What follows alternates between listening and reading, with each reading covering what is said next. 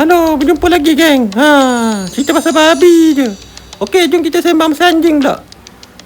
Tempat yang banyak anjing macam ni, saya respect lah. Cantik. Oh ni. Ni. Jalan ni mereka dah korek, dah besar kan. Okey, semasa saya nak pulang ni, saya jumpalah banyak tanah-tanah milik kerajaan yang telah disonglap oleh peternak-peternak dan pekebun-pekebun sialan ini. Sepatutnya tempat macam ni biarlah hutan ni kekal. Saya marah betul lah. Tempat ni dah tak cantik geng. Boleh dikatakan semakin ramailah imigran kerja dalam ni.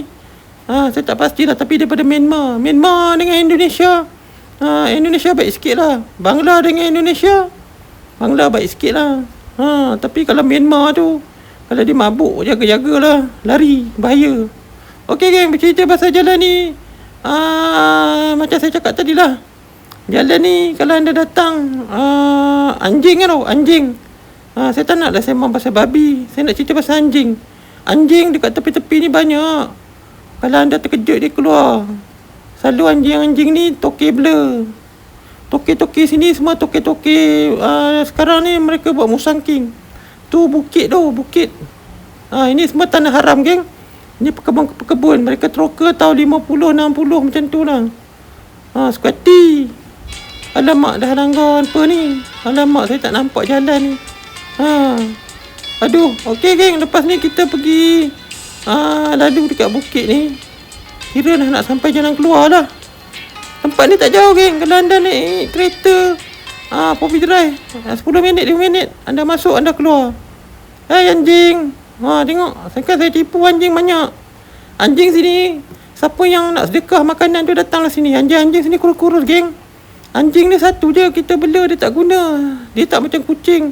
Kucing dia boleh bawa masuk rumah. Anjing tak boleh geng, ada bau busuk tau. Anjing ni macam biawak juga. Okey, sekarang ni kawasan Batu saya dah lalu. Kalau anda lalu kawasan Batu ni, anda boleh jumpa Tok Kong lah. Dah sampai Tok Kong tu, kira dah dekat lah. Boleh dikatakan kawasan ni dikuasai oleh Sami-Sami lah. Halo bang, ini abang orang asli ni. Dia ada kampung orang asli dalam ni. Lain hari kita masuk geng. Sebab saya tak duduk Perak geng. Saya duduk dekat Kelang geng. Kelang tempat gangster datang. Tak benar, jangan datang lah. Memang sana gangster geng. Lepas maghrib jangan keluar geng. Banyak geng Kiwadi geng.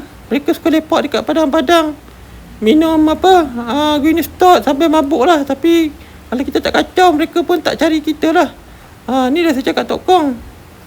Ni ada seekor lagi. Ni mereka kerja ni, tangkap burung. Tempat ni cantik geng. Tapi tak tahulah kenapa kerajaan tak nak majukan. Tepi-tepi ni boleh mandi geng. Lagi cantik tempat ni daripada Janda Baik geng. Ni dah Sami. Sami-Sami ni juga mereka mengamalkan budaya beri anjing makan. Tokong Sami ni, kebanyakan Tokong Sami ni bukan Cina kebanyakannya birawati mereka daripada Siam. Saya tak pastilah agama Buddha dia punya sistem macam mana. Tapi jalan dah cantik geng. Nama tempat ni Ulupia. Saya tak tipu, tengok anjing lagi. Anjing ni bila kita lalu dia akan datang. Dia nak makan lah tu.